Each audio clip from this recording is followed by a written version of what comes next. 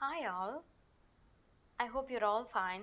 So today's class is all about the chapter The End of Living and Beginning of Survival. Okay, so I have already told you that it's a speech by Chief Seattle, a Native American leader. So through this inspiring speech, Chief Seattle wanted to make sure that there is a difference between the ecological view of white man and the Native Americans. So the speech itself begins like this. The president in Washington sends words that he wishes to buy our land.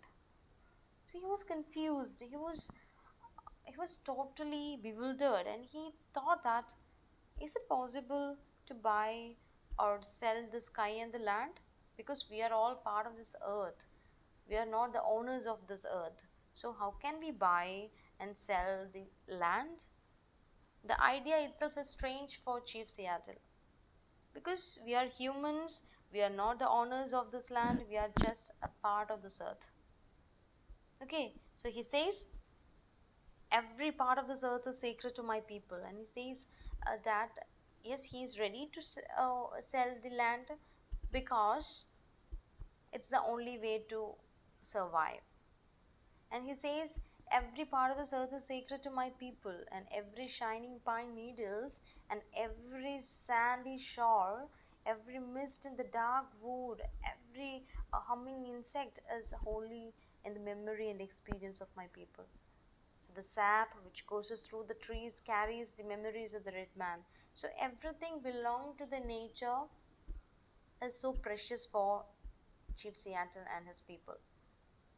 He says that. But for a white man, he will easily forget about everything and he will forget the country of their birth when they go to walk among the stars.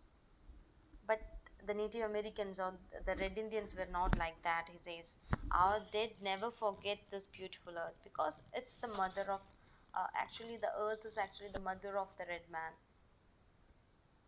We are the part of earth and it is a part of us. They consider that they have that bond with earth. The perfumed flowers are our sisters, the deer, the horse, the eagle, rocks, all belong to the same family. So they feels that everything belonged to this earth, and they felt the brotherhood, universal brotherhood, and they felt that they belong to this nature. That's each part of this nature is also uh, they respect each part of the earth, and they respect and they consider them as one. But the white man was not like that. Okay, so the government asks much of us. He says the government asks much of us. They offer us another place to live. It's okay that they offer another place. That's fine, but it is tough for us to live here where our ancestors are buried. And shining water is the blood of our ancestors. It's not just a water. It's not just a water, but actually the blood of our ancestors. So each and everything in the nature is precious for this Red Indians. And Chief Seattle is emphasizing this. And he is so confused and he is so sad that he has to leave the place, leave the land. And he says there is a difference in the ecological view of white man and the red man. So, what are the differences? So, the red man considers rivers, forest, and everything in the nature as siblings, whereas white man ruthlessly exploit them. That is the main difference. That the red man considers this rivers, forest, everything as precious, as siblings that belongs to them. But whereas the white man, they ruthlessly exploit them. They plundered and they exploit these things. Okay? And earth for white man is like an enemy. He subdues and conquer it. For a white man, earth is not a means not a mother. Earth is not the part of the everything in earth is not a sibling or the river forest. He considered this as enemy, and he subdues and conquer it with his power. Okay, so whereas white means red man consider this as precious, holy, right?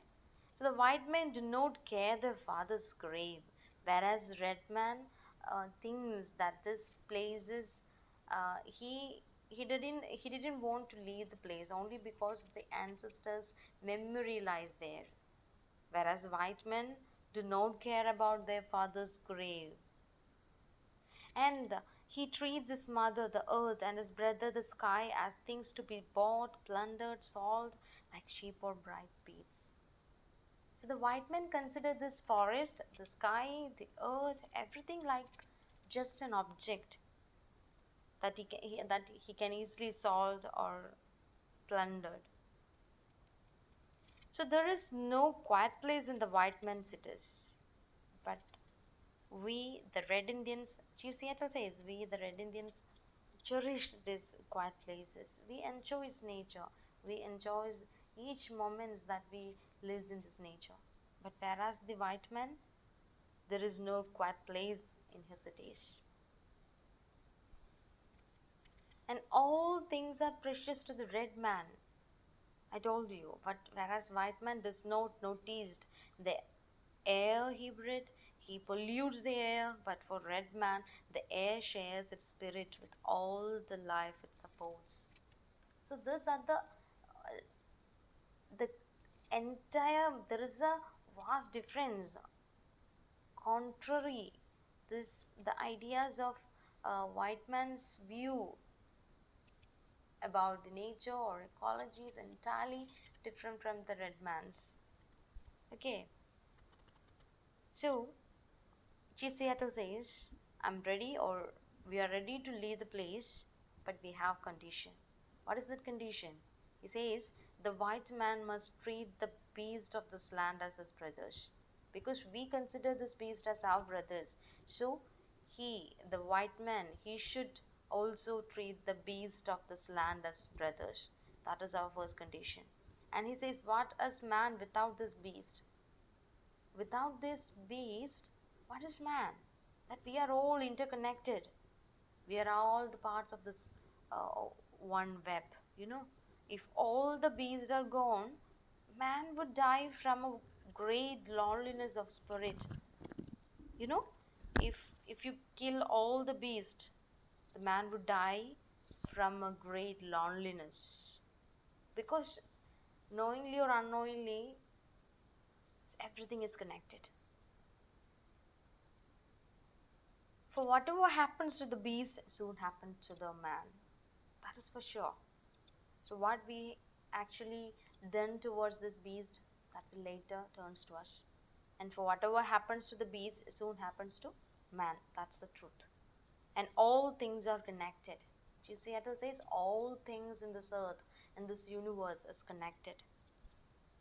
And the earth does not belong to man. Actually, man belongs to the earth. Just we are actually a tiny part in this earth. Earth is not belongs to man, but actually man belongs to the earth. That truth, we have to understand that truth. All things are connected, like the blood which unites one family. So everything is connected in this earth.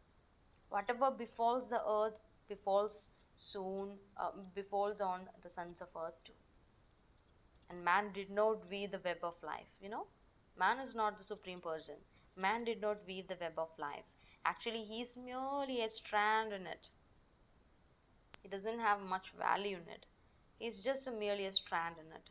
That fact we have to understand. We have to understand this truth. We have to understand these facts. And whatever he does to the web, he does to himself. And our God is the same God. And to harm the earth is to heap contempt on its own creator. So don't do that. Okay? Don't do that. So when you contaminate your bed, and you will one night suffocate in your own waste. So if you contaminate your bed, if you contaminate your place, that will definitely one night you will suffocate with these things that you have already created, and you were suffocated and died.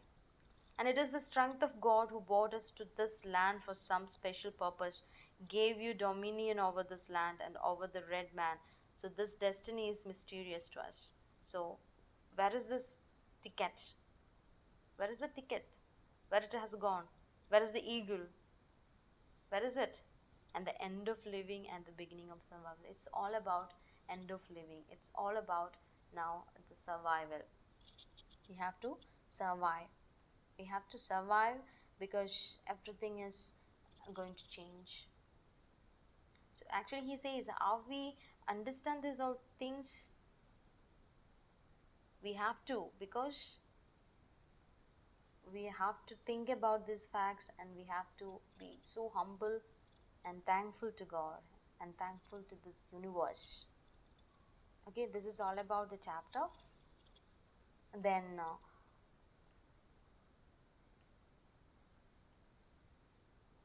okay, that's all about. So we can discuss the questions in next class.